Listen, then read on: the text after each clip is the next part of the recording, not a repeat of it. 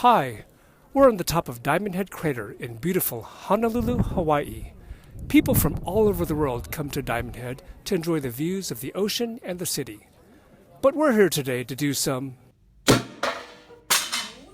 Carpool Chemistry.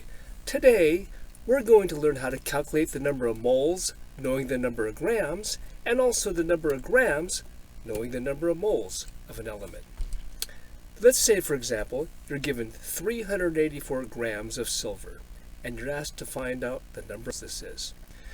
Well, instead of memorizing a specific formula for this, we just put down the general equation for dimensional analysis. That is, want is equal to have times factors. Underneath want, we draw an arrow. And what do we want? Well, it asks us to find the moles. So we want moles of silver.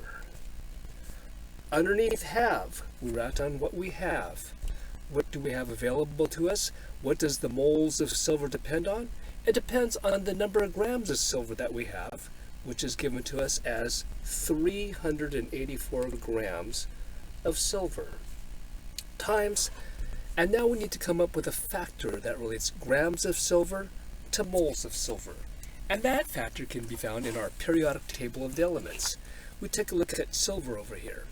We use not the top number 47, because that's the number of protons in its nucleus, but we use this bottom number over here, the decimal number, which is the atomic mass, 107.877.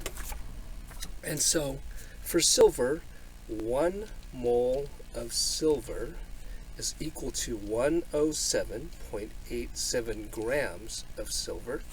And from this relationship that we found on the periodic table, we could say that there is 1 mole of silver for every 107.87 grams of silver, or we could say there's 107.87 grams of silver for every 1 mole of silver.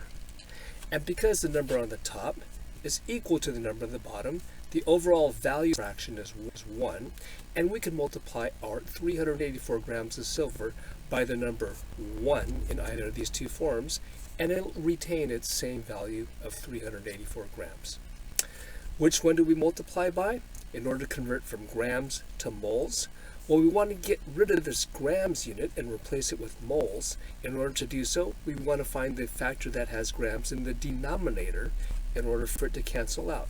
So we multiply it by 1 mole of silver for every 107.87 grams of silver, and now our grams of silver cancel out, leaving us with moles of silver, which is what we're looking for.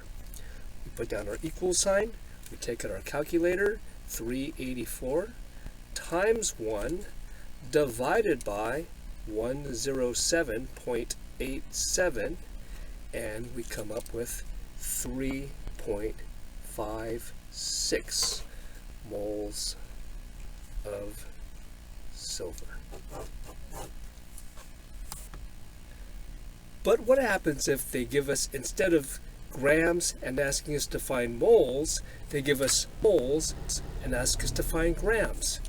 Not a problem, because dimensional analysis will take care of that for us. We write our equation again for dimensional analysis. Want is equal to have times factors, and underneath, well, what do we want? We want, in this case, grams of sodium, a different element. And what do we have that drives the amount of sodium that we have available to us? We have 2.7 moles of sodium times, and for sodium, from our periodic table, we see that the atomic mass of sodium is 22.99, and so 1 mole of sodium is equal to 22.99 grams. And from there, you could say that there's either 1 mole of sodium for every 22.99 grams, or we could say there's 22.99 grams for every 1 mole of sodium. And which one of these two do we multiply in order to cancel out the moles, leaving us with grams? We choose the one with moles on the bottom. That would be the second one in this particular case. times 22.99 grams of sodium per mole of sodium. And our moles of sodium cancel out, leaving us with grams, which is what we're looking for. And then we take out our calculator and we punch in 2.7 times 22.99, and that gives us is equal to 62.07 grams of sodium. And that's how you calculate the grams of an element if you're given the moles, or if you're given the the grams, to calculate the number of moles. From the top of Diamond Head Crater in Honolulu, Hawaii, this is Carpool Chemistry. Thanks for watching.